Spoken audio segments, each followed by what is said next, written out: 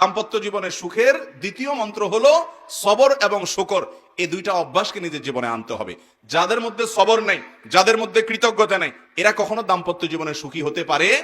কারণ দুই ফ্যামিলির দুইজন মানুষ একত্রে সংসার করবে, এক ছাদের নিচে থাকবে, জীবন কাটাবে, সব কিছু ব্যাটে বলে কিয়ামত পর্যন্ত কোনো দিনই হবে। আপনি আমি কে?